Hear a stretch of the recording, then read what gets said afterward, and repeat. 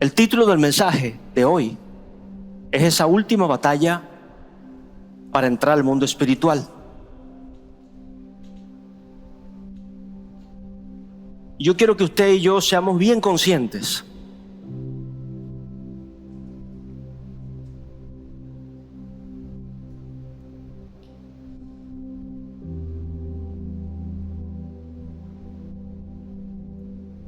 Efesios 6, capítulo 6, versículo 12. Yo tengo aquí la nueva versión. Nos dice: porque nuestra lucha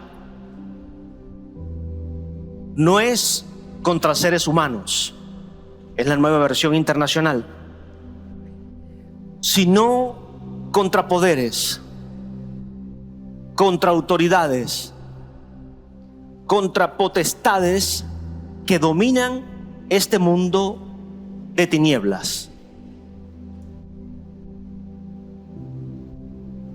Ok, Efesios capítulo 6, versículo 12. Yo lo leí en la nueva versión internacional. Dice que nuestra lucha no es contra humanos. La versión antigua dice: no es contra carne ni sangre. No es contra carne ni sangre. Esta es la nueva versión, la que yo tengo acá. Se lo voy a leer. No es contra sangre y carne, sino contra principados, potestades, gobernadores de las tinieblas en este siglo. O sea, usted y yo estamos en un siglo que está avanzando, que está en proceso. Y en cada siglo, fíjese que se van añadiendo, en mi entender, gobernadores a ese lugar. Está hablando de un lugar que no es el trono de Dios. Está hablando de un lugar que está entre el trono de Dios y nosotros. La Biblia habla de que hay tres cielos. El primer cielo es el que vemos. El segundo cielo está hablando de este lugar espiritual, donde Dios está en el tercer cielo. Este segundo cielo es donde habitan todos estos gobernadores, principados, potestades. Y allí hay una batalla. Allí hay una resistencia, allí hay una oposición. Fíjese, es tan sencillo como que simple mortal, usted no es un ejecutivo, usted no es una persona digamos, de responsabilidad o de autoridad dentro del gobierno y quiere hablar con el presidente del gobierno de un país, y usted quiere hablar con el presidente, y usted salió de su casa y dice: bueno, yo quiero hablar con el presidente. Voy a hablar con el presidente, con la máxima autoridad de esa nación, con el que toma las decisiones, con el que tiene la responsabilidad, con el que puede darme alguna solución. Y usted lo dice en su casa, y es que desde sus parientes ya pueden empezar a reírse. Este está loco. Y usted llega a la casa presidencial, desde el vigilante le va a hacer oposición. O sea, ¿tú qué haces aquí? ¿Qué busca? ¿Qué necesita? ¿Qué solicita? No, yo quiero hablar con el presidente. El vigilante, o sea, él ni siquiera se va a poner a la defensiva. O sea, lo que va es a reírse. No va a sacar el armamento, va a decir: está loco, está delirando, bueno, amaneció. Quiero decirle que toda esa atmósfera es un ambiente de oposición para que usted o yo hablemos con ese presidente. Ese es el mundo espiritual, donde están esos gobernadores, esos principados, esas potestades. Y cada uno de ellos tiene un rango diferente y va viendo o va haciendo una oposición a la voluntad suya de hablar con Dios. Amén. Entonces yo tengo que entender que mi lucha, que su lucha, que nuestra lucha no comienza aquí en lo natural. Ya está manifiesta en lo natural, pero comienza en lo espiritual. entonces yo voy a entender que yo no puedo atacar un cáncer con una aspirina. El yo pensar en enfocarme solo en lo natural, en los principios incluso, hay una posición donde puede haber un apañamiento del dolor, de la situación, de la circunstancia.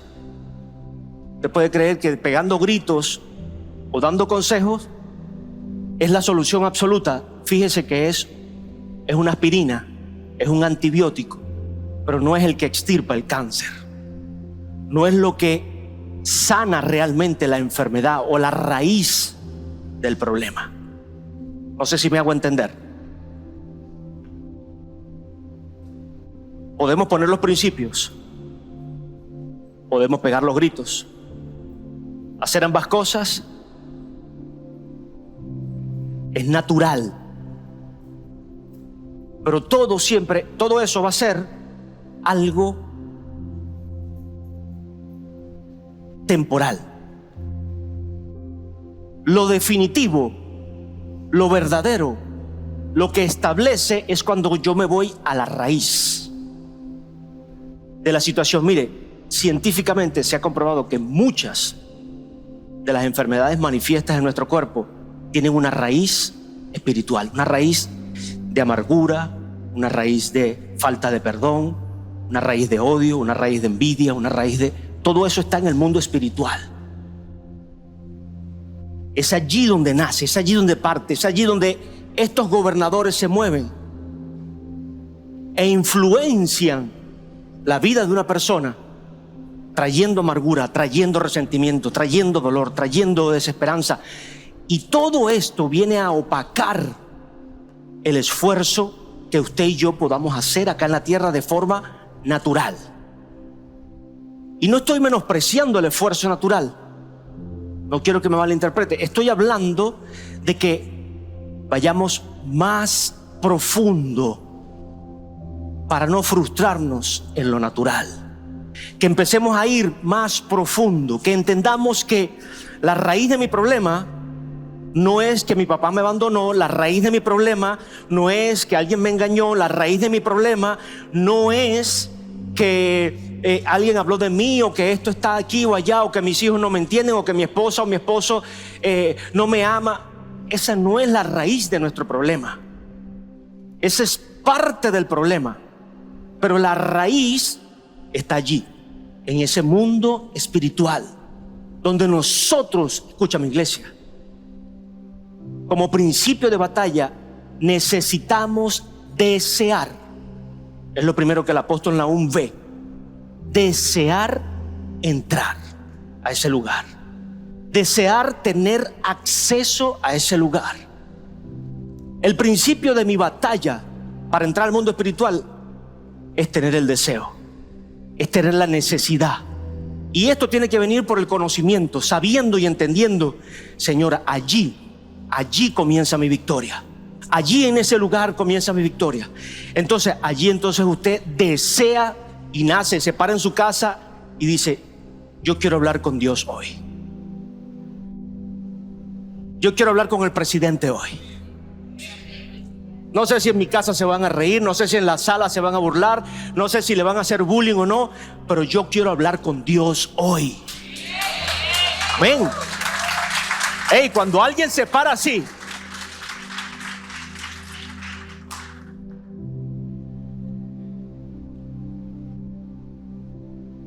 ¿qué le decía el domingo pasado? Tiene que estar el deseo. Tiene que estar el deseo. Porque aun cuando Dios conoce todas las cosas, el deseo hace que Él gire, que Él preste atención, que Él se desenfoque de toda su majestad y de todo lo que está moviéndose o controlando, y viene que hay un deseo. Alguien quiere hablar conmigo, alguien me está presentando su vida, su necesidad, y si alguien está haciendo eso es porque valora mi presencia, Es porque valora mi autoridad, es porque valora lo que yo tengo para Él, es porque valora la formación que yo he soñado, que he diseñado para Él. Mira, iglesia, y no se centre en lo natural solamente.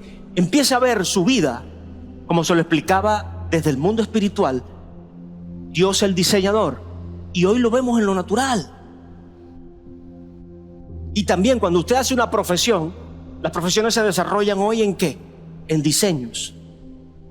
Un ingeniero civil y el arquitecto diseñan una obra, o sea, eso está primero en una mente, está ni siquiera en planos, sino en la mente, y empieza a ejecutarse en un plano y se une el ingeniero civil, el electricista, el otro, y empiezan a ejecutar ese plano y a traerlo ahora a una edificación. Y usted y yo estamos sentados en un lugar que se soñó, en un lugar que se planeó, en un lugar que se pensó, en un lugar que entonces se establece el diseño y se ejecuta, se viene a lo natural. Amén. Así hace Dios con nosotros, así hizo Dios con el hombre. Lo soñó, lo diseñó, lo formó ya en el espíritu, y ese espíritu lo colocó en un cuerpo que es el que usted tiene hoy, el que yo tengo hoy. Este cuerpo es mi conexión con la tierra, y mi cuerpo espiritual es mi conexión con Dios. Yo tengo que desarrollar ese cuerpo espiritual, porque usted y yo estamos comiendo acá en la tierra, estamos trabajando acá en la tierra, vivimos bien en lo natural, desarrollando el cuerpo natural, pero el espiritual lo hemos abandonado, se nos ha olvidado, se nos ha pasado a un segundo plano, a un tercer plano, o lo ignoramos. Y el ignorarlo no significa que no nos va a traer consecuencias. Nos va a traer las mismas consecuencias o peores que el saber y no ejercer ese desarrollo en el cuerpo espiritual. Entonces Dios nos está diciendo, tiene que estar el deseo. En esa batalla, en ese momento de oración, tiene que estar el deseo de llegar a mí. Y es una batalla, por eso dice la palabra que el reino de los cielos sufre violencia, y solo los violentos, no los maldicientes, no los peleadores, no los de palabrotas, no, los violentos en ese mundo espiritual. Yo voy a hablar con mi Dios, yo voy a hablar con mi Padre, yo quiero hablar con mi Señor, yo quiero. Y pasa el vigilante, y pasa el tesorero, y llega a la oficina de recepción, donde se siguen riendo. Pero usted está sentado allí, orando, porque quiero hablar con mi Padre, porque el deseo está presente. Amén. Entonces tiene que estar esa atracción. Dice Salmo 65:4: bienaventurado el que tú escogieres y atrajeres a ti, para que habite en tus atrios. Seremos saciados ¿de qué? Del bien de tu casa, de tu santo templo. No está hablando de la iglesia, está hablando del bien de su presencia. No se me limite a la iglesia. Y bendigo el local, bendigo el lugar, bendigo la palabra, bendigo la posición de hombres y mujeres de ejercer lo que Dios, de sembrar lo que Dios ha dado. Pero estoy hablando de esa relación íntima en la presencia de Dios. Esté o no esté cerca de la iglesia en el momento, esté o no esté en ese momento en oración, es mi vida cerca de la presencia de Dios. Es allí donde Él me va a bendecir. No me lo quite. Mientras estemos hablando, no me quites el título, el mensaje, perdón, allí, el texto. Mira, oh Dios, en tu santo templo. Salmo 84:8-11 dice: Jehová Dios de los ejércitos, oye mi oración. Fíjese el clamor de David: oye mi oración. Escucha, oh Dios de Jacob. Mira, oh Dios, escudo nuestro, y pon los ojos en el rostro de tu ungido. Dios te ha escogido. Él te diseñó, Él te formó, Él te amó primero, Él nos amó primero, Él ya te escogió, ya te seleccionó, ya te apartó. Ahora el deseo en nosotros despierta el llamado de parte de Dios. El deseo en nosotros de encontrarnos con Él. Mire, No hay matrimonio sin amor.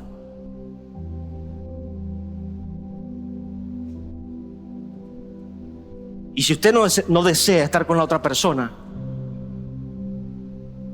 siempre va a haber una decepción, siempre va a haber un fracaso, siempre va a haber una ofensa, porque es un menosprecio, un desprecio, una forma de disminuir o valorar lo que tú eres. Por eso es muy importante lo que la pastora decía: el amor se te perdió, búscalo, porque en algún lado está. Y empieza por desearlo. Yo deseo ese primer amor. Yo deseo esa relación con Dios. Yo deseo ese lugar de seguridad que dice la palabra, que no es solo sentado en la silla de la iglesia, sino ese lugar que es como el santo templo de mi vida o para mi vida. Esa es la presencia de Dios en nosotros. Y donde quiera que estemos, en la calle, en el trabajo, en el negocio, en el colegio, ese templo es morada tuya y mía. Está disponible para nosotros, pero hay que desearlo. Amén. David: porque mejor es un día en tus atrios que 1000 fuera de ellos. Escogería antes estar a la puerta de la casa de Dios que habitar en las moradas de maldad. Porque sol y escudo, sol es el que ilumina, el que alumbra, el que lleva el camino, y escudo es el que te protege, es Jehová Dios. Gracia y gloria dará Jehová, no quitará el bien a los que andan en integridad. Entonces, mi lucha, ¿dónde comienza? En el deseo. Para entrar a ese lugar santo, comienza en el deseo. Amén. En la atracción que tengo por Dios. Y Dios es demasiado atractivo. No estoy hablando de una belleza física. Dios es demasiado atractivo para nosotros menospreciarlo. Esto es lo que el salmista habla: Señor, en tus atrios, prefiero un día en ello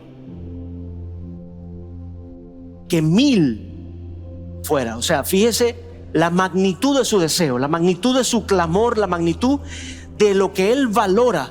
¿Usted cree que Dios no puede responder, no va a responder una oración así? Pero no una oración inventada o manipulada. Señor, bueno, yo voy a repetir las mismas palabras que David. No, tiene que estar en el corazón, tiene que estar un entendimiento en nosotros, una revelación de que a dónde yo quiero entrar, a dónde quiero buscar y con quién me voy a encontrar. Ahora fíjense, un segundo punto, porque aquí le dije, es una batalla, ¿verdad? Es una batalla. Es una batalla que no se libra fácilmente. La tentación.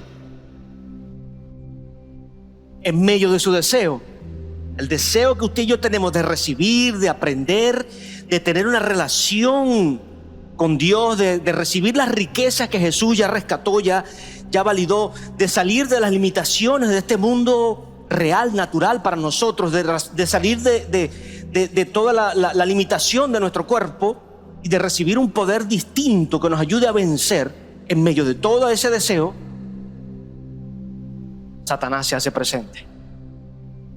Escúcheme, o sea, esto no es papita. Satanás se va a hacer presente. Usted tiene que entender que aún usted orando de rodillas en su lugar íntimo, Él va a estar presente, escuchando tu oración. Qué tremendo. Él va a estar presente. ¿Y a qué viene Satanás? Robar, matar y destruir. Zacarías capítulo 3 versículo 1. Está hablando el profeta Zacarías y dice: me mostró al sumo sacerdote Josué, el cual estaba delante del ángel de Jehová, y Satanás estaba a su mano derecha para acusarle. El acusador se va a hacer presente. El profeta estaba viendo a Josué, que era el sumo sacerdote, en la presencia de Jehová. O sea, en el servicio. Josué era un sumo sacerdote en pleno servicio. Y escúchame, puede ser en tu servicio, puede ser en tu tiempo de oración, puede ser en tu momento íntimo, puede ser en el momento más clave de tu vida, que estás clamando, que estás pidiendo, que estás deseando estar, Señor, tu presencia, Señor, tu voluntad, Señor, tu vida conmigo, mi vida contigo.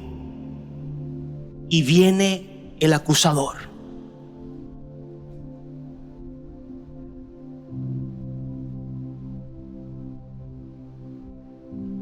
Fíjese, a la derecha estaba para acusarle, y dijo Jehová a Satanás: Jehová te reprenda, oh Satanás, él ha escogido a Jerusalén. Él mismo te reprenda. ¿No es este un tizón arrebatado del incendio? Está hablando del sacerdote.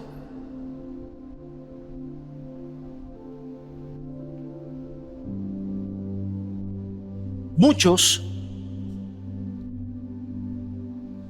tendremos acusaciones de parte de él. Otros tendremos tentaciones. Otros tendremos ambas. Fíjese, a Jesús, lleno del Espíritu Santo en el desierto, él no podía acusarle. Él no podía acusar en nada a Jesús. Fue a tentarlo. Vino a presentarle riquezas, vino a presentarle formas, caminos distintos a los que había trazado Dios para alcanzar el mismo propósito por el que Dios lo había llamado. Vas a tener fama, riqueza, te puedo ofrecer todo eso. Claro, Satanás siempre es un contrato falso, siempre es con letras minúsculas, diminutas, que nadie pueda ver, donde tu alma es el precio y donde yo no tengo responsabilidad de entregarte nada de eso, porque eso no es mío. Ese es el contrato de Satanás. Nada de eso es de él. Todo es de Dios. Entonces usted y yo no tenemos que hacer ningún contrato con él. La tentación que va a traer, tú y yo tenemos que empezar a desplazarla, a desecharla, a decirle no. A decirle no. Sobre Jesús trajo tentación. Sobre ti y sobre mí va a traer culpa o tentación, o ambas. Y estás en medio del servicio como sacerdote. Y va a decir: mira, tiene las ropas sucias. Tiene las ropas sucias. Escúcheme, el sacerdote, el sumo sacerdote, era el que entraba por toda la nación a la presencia de Dios para cada año hacer un pacto. Hacer pacto, porque Dios es un Dios de pactos. Dios hace pacto con nosotros. Y no estoy hablando de algo monetario, no estoy hablando de que usted tiene que entregar un dinero. El corazón, Dios hace pacto con sus hijos. Y el sumo sacerdote tenía la responsabilidad de sellar ese pacto y tenía que santificarse, tenía que, de todo pensamiento, de toda opresión, de toda maldad, de todo lo que hubiera en el corazón, para poder entrar a la presencia. Y tal era la responsabilidad y tal era la autoridad y lo que había en ese lugar formado para entrar a la presencia de Dios en lo natural, que el que no entraba santificado moría. Y entonces ya al sumo sacerdote le colocaban un traje con campanas abajo. Cuando esas campanas iba amarrado, más nadie entraba sino él a esa presencia, a ofrecer el sacrificio, el cordero que se había sacrificado en ofrenda. Y si las campanas dejaban de sonar, es porque el sacrificio no había sido acepto y el sacerdote había muerto. Él iba caminando y sonaba todo eso, las campanas, tran, tran. Si dejaban de sonar, no se aceptó el sacrificio y murió el sacerdote. Y lo jalaban por la cuerda esa con la que iba amarrado. ¿Sabe, iglesia?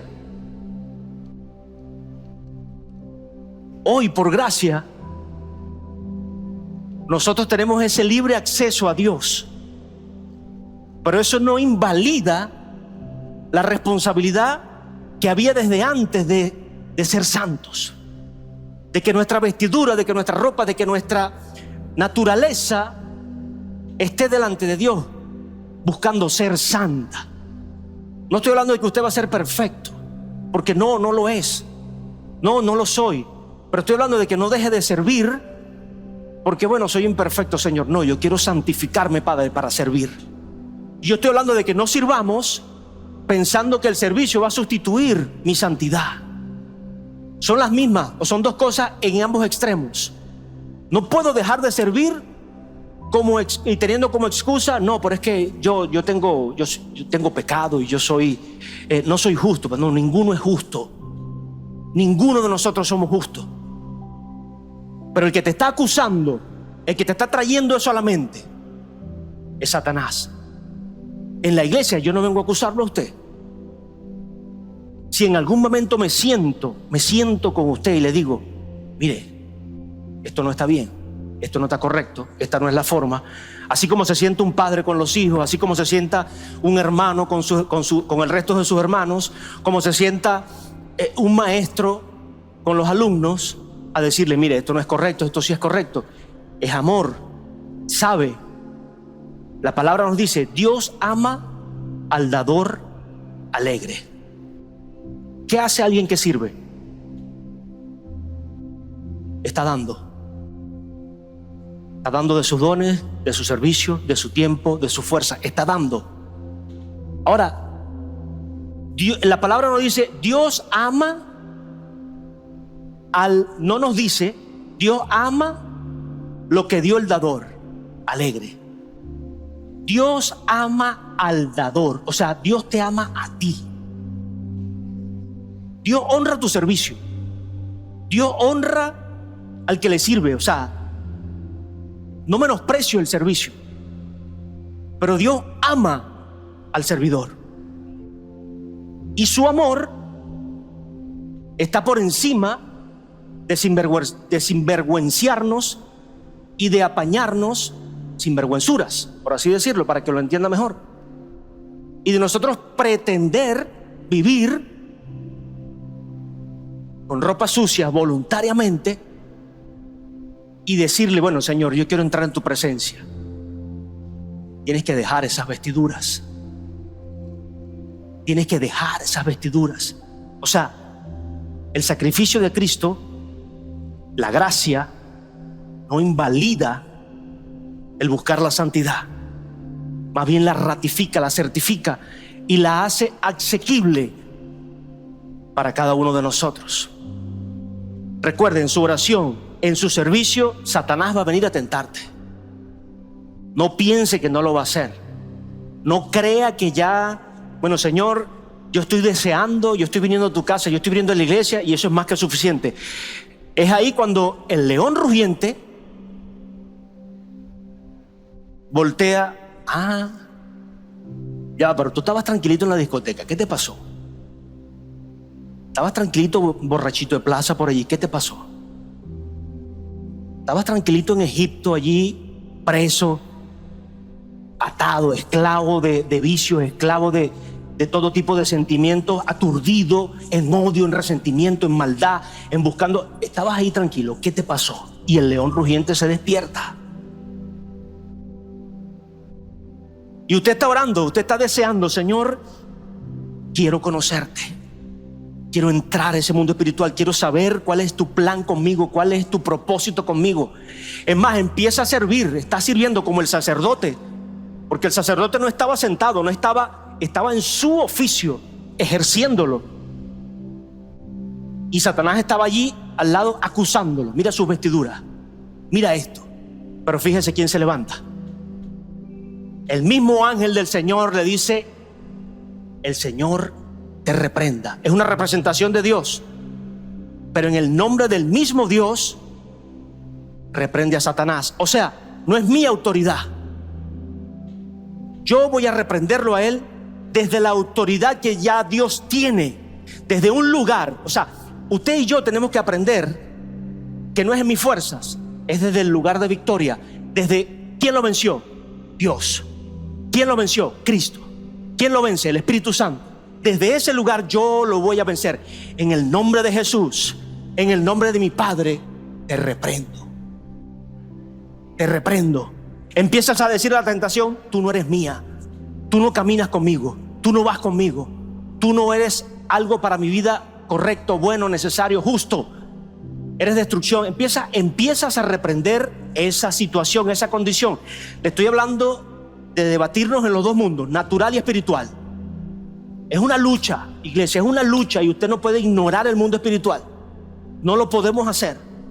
Y podemos tener la mecánica. Por eso les digo, o sea, hay una disciplina en el evangelio de práctica, sin duda. Pero tiene que haber una lucha en lo espiritual. Tiene que haber ese conocimiento de lo espiritual.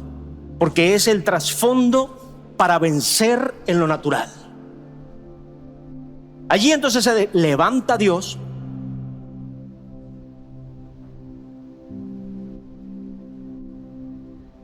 Lo reprende.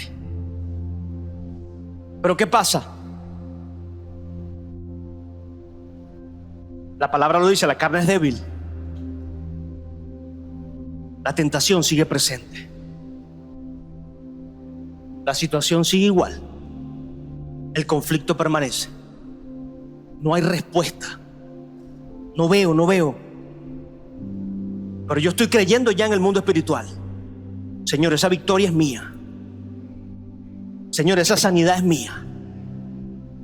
Señor, el soltar ese pecado ya lo he hecho en lo espiritual. Ya está hecho. Empiezas a declarar y a clamar por eso. Ahora tiene que venir entonces la visión a nosotros de ver a Cristo en la cruz como el Cordero perfecto que pagó por ti y por mí. ¿Sabe? Porque la tentación o la culpa pueden seguir presentes. Pero cuando yo cambio mi visión, cuando empiezo a ampliar mi mente y a ver a Cristo no solo como esa imagen de hombre, sino como el Cordero. El Cordero, iglesia. O sea, usted y yo somos tan reales que Dios no podía hacer un reseteo de la humanidad. O sea, usted no es un sistema operativo. Usted no es un sistema virtual solamente. Hay una complejidad en nosotros de lo natural y lo espiritual que Dios no podía hacer un reseteo. Dios no hizo ningún reseteo con la humanidad. Simplemente trajo la solución de la manera más magistral, de lo espiritual a lo natural. Y se lo expliqué al manifestar a su Hijo desde el mundo espiritual y traerlo al natural a través de un vientre humano. Permanecer santo, sin mancha, sin errores, sujeto, escúcheme, sujeto, sometido a la debilidad del hombre, a la debilidad de la carne, a la debilidad de tener que resistir las tentaciones, enfrentarse a todo tipo de circunstancias, enfrentarse al mismo Satanás, pero en el terreno más débil para él, en el terreno más expuesto. O sea, estoy hablando de Cristo Jesús, el príncipe de los ejércitos de Jehová en el cielo. O sea, que maneja a los ángeles, que tiene la autoridad, el dominio para callar a Satanás en cualquier lugar. Tener que sujetarse, someterse a la naturaleza humana para enfrentar tu pecado y el mío, para pagar por tu pecado y el mío, por el pecado del hombre. Amén. O sea, ahora escuchaba que en los primeros 400 años no había una imagen de Cristo como tal. Siempre se presentaba un cordero. Un cordero. Y usted y yo tenemos que empezar a ver ese momento. No estoy hablando de que quita la imagen de Jesús como el hombre. Ese momento, el sacrificio que Jesús hace por ti y por mí. En ese sacrificio, si yo empiezo a visionarlo, empiezo a ver que mis culpas fueron pagadas en ese lugar, que las tentaciones no tienen autoridad sobre mí porque fueron deshechas en ese lugar, que toda la sangre que fue derramada en ese lugar está disponible para limpiarme a mí cada día. Y que entonces mi mecánica de oración, de servicio, de ejercer el evangelio en mi vida cambia de perspectiva, yo viendo el sacrificio que Jesús hizo por mí. Señor, porque ahora yo soy libre de culpa. Y aunque Satanás venga a decirte una y mil veces eres culpable, puedes salir de eso y dejar la culpa atrás. O puedes dejar la culpa atrás y salir de ese lugar. No tienes que salir de la iglesia y regresar a fornicar. Eres libre de eso. No tienes que salir de la iglesia y regresar entonces a ser infiel, a ser injusto, a ser maldiciente. Eres libre de eso. No tienes que salir de la iglesia a pagar por tu pecado. Eres libre de eso. Y la tentación fue clavada en esa cruz. ¿Sabe? Mientras leía esto y entendía, capto el punto donde la palabra dice que Satanás iba a herir a Jesús en el calcañar, pero él lo mataría o él pisaría la cabeza. Satanás lo representa a la serpiente. Herirlo en el calcañar, en el talón, es no dejarte avanzar. No quería que Jesús avanzara. No quería que Jesús progresara en lo que estaba haciendo, como veíamos ayer, en hacer discípulos del Padre, en hacer discípulos de este evangelio de verdad y justicia. Satanás necesitaba detenerlo, y la palabra misma ya lo había profetizado. Tú le vas a herir en el calcañar, pero él te va a herir en la cabeza. ¿Sabe? Y no es lógico que un corderito se enfrente a una serpiente. No es lógico en lo natural que un corderito, o así sea el cordero más fuerte, más grande, con los cachos, se enfrente a una serpiente.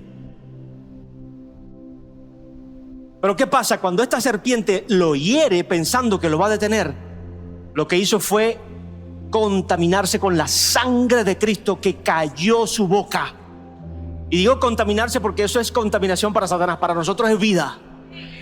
O sea, el veneno que él traía a tu vida, el veneno que él quería inyectar en ese corazón, con mentiras, con culpa, con tentación, la sangre de Cristo viene a ser ese antibiótico que calla la boca de Satanás, que lo pisa en la cabeza.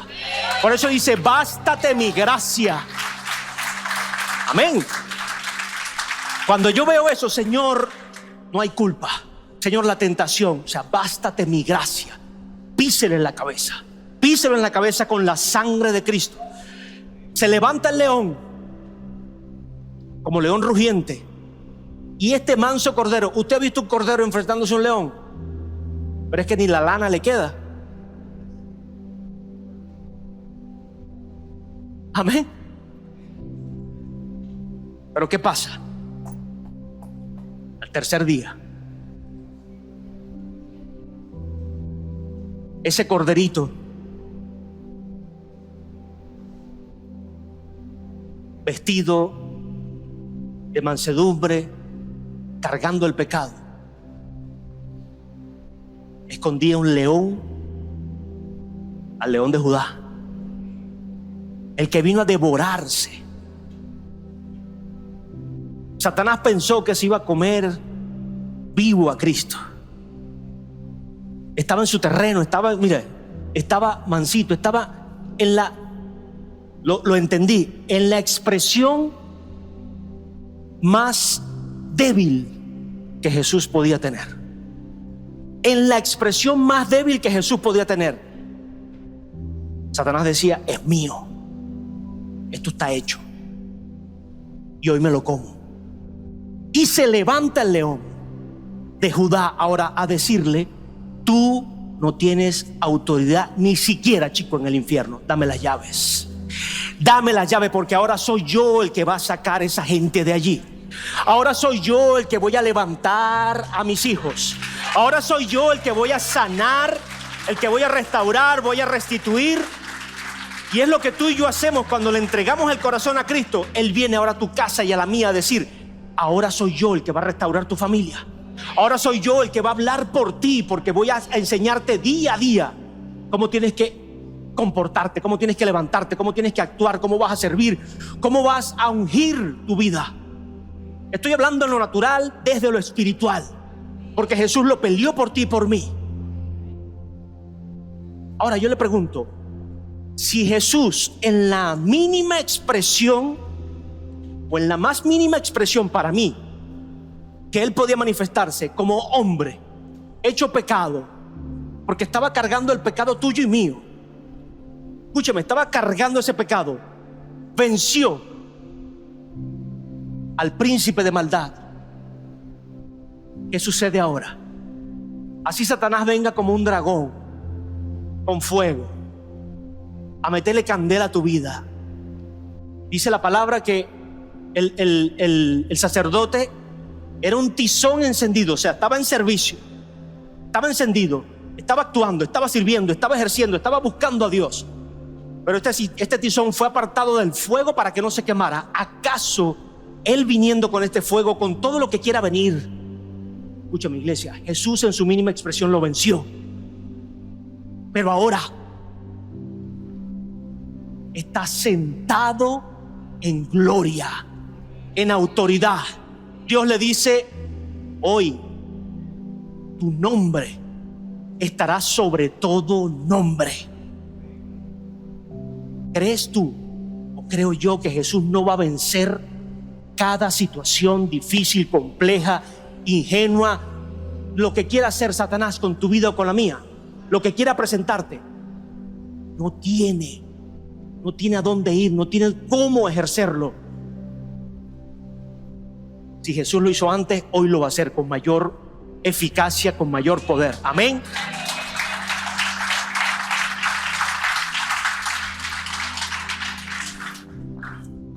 Esa es la visión. ¿Qué dice?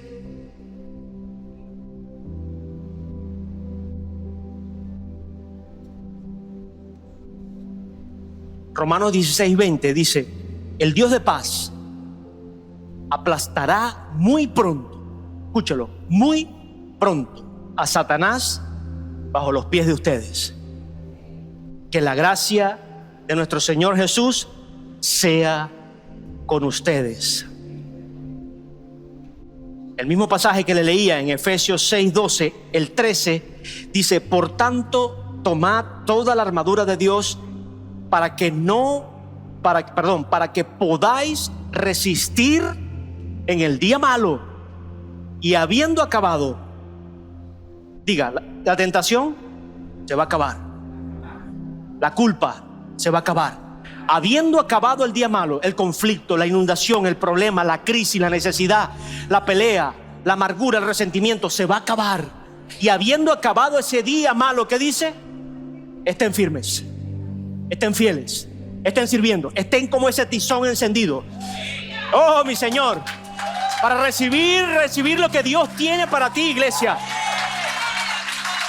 Es allí donde somos formados, donde somos levantados, donde vemos la gloria de Dios.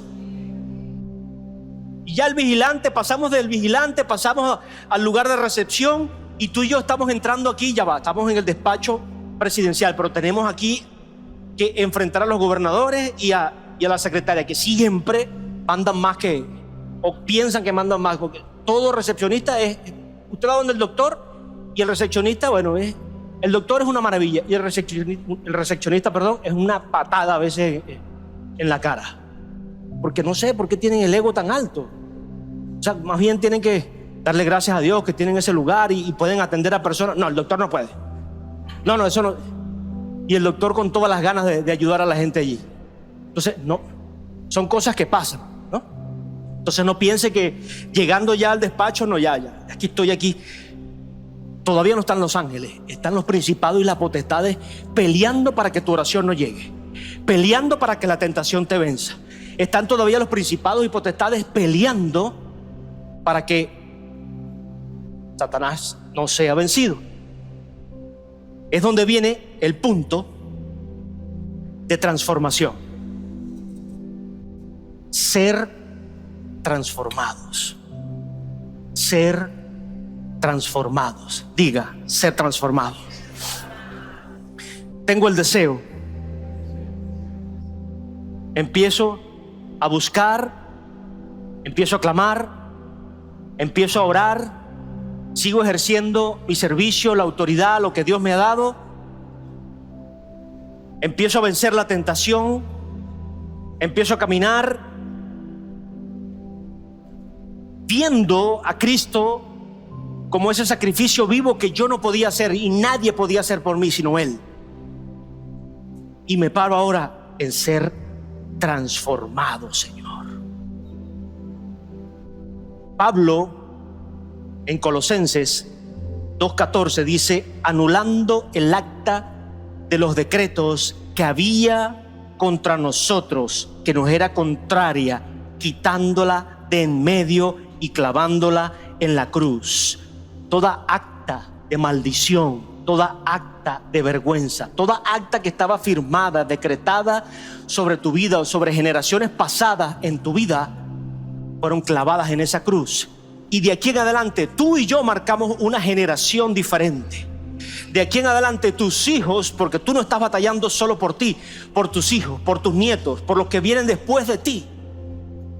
Todas esas actas fueron clavadas en la cruz. Viene un proceso ahora de ser transformado, porque es lo que le digo, Dios ama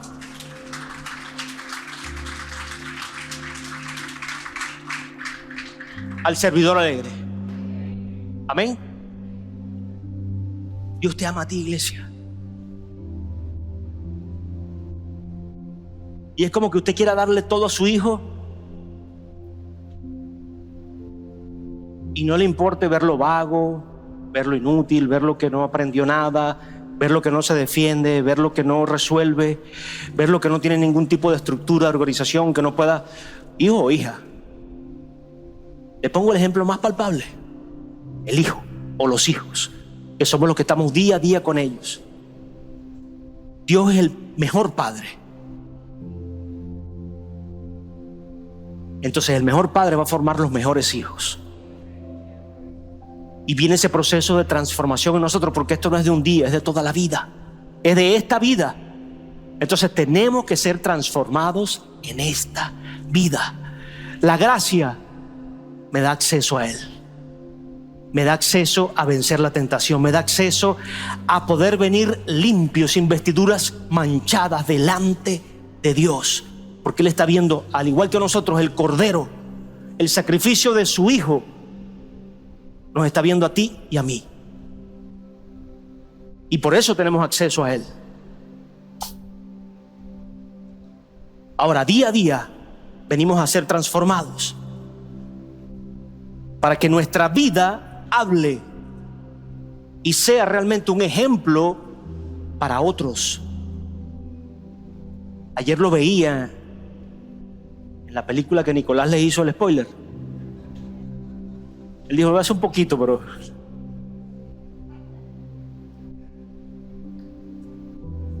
qué importante. Una de las cosas más trascendentales que hizo Jesús, yo lo decía, aparte de hacer la voluntad de Dios y mostrar el amor de Dios, fue hacer discípulos. Hacer discípulos de este evangelio. Hacer hombres o formar hombres y mujeres que llevaran, que cargaran con el peso de gloria que es servir, amar, honrar, buscar a Dios. Y Jesús se enfocó. Y fíjense que solo 12 diseminaron la palabra, haciendo más discípulos. Alguien transformado es un discípulo de Cristo. Es alguien que puede formar a otros. Es alguien que puede no creerse más que otros. Con humildad, con amor, con entereza, con integridad, con sinceridad, sembrar, dar por gracia lo que ha recibido. Y eso es lo que tiene que hacer la iglesia. Eso es lo que tú y yo tenemos que hacer. Porque Dios te va a bendecir, Dios te va a sanar, Dios te va a levantar, Dios te va a sacar de ese conflicto. Dios va a hacer trizas, polvo, esa tentación. Dios va a desaparecer esas imágenes turbias. Dios va a quitar la culpa. Pero tenemos que desear ser transformados y caminar en esa transformación para sembrarnos en otros. Porque esto no es solo para ti, es para otros. Amén. Finalmente, iglesia, Apocalipsis 12:10 dice que oí una gran voz del cielo que decía: ahora ha venido la salvación, el poder y el reino de Dios. Estas personas, los que pueden permitirse ser transformados, tú y yo lo permitimos, son los que vamos a traer la mayor manifestación de Dios a la tierra. Apocalipsis habla de salvación. Tú y yo seremos salvos. Tu familia será salva. Tus hijos serán salvos. Tus hermanos serán salvos. Tu comunidad será salva. Tu país, habla de naciones enteras que pueden ser salvas por la manifestación de los hijos de Dios. Y habrá poder. Estamos hablando no solo de la práctica del evangelio, sino de la manifestación de poder. Tengo todo este año clamando por ese poder, clamando por ver esos milagros en su vida y en la mía. No estoy siendo egoísta, no, yo quiero ver los milagros en mi vida. Quiero ver los suyos primero. Quiero ver los suyos, iglesia, primero. Quiero ver los resultados de la palabra en la vida suya. Por supuesto que lo quiero ver en la mía, pero hay un deseo de ver la manifestación de Dios, su gloria en este lugar. Y eso agrada al Padre. Eso atrae al Hijo. Eso permite que el Espíritu Santo, mire, impregne el lugar. Yo le invito a que ese deseo esté en nosotros, a que ese deseo esté en la casa.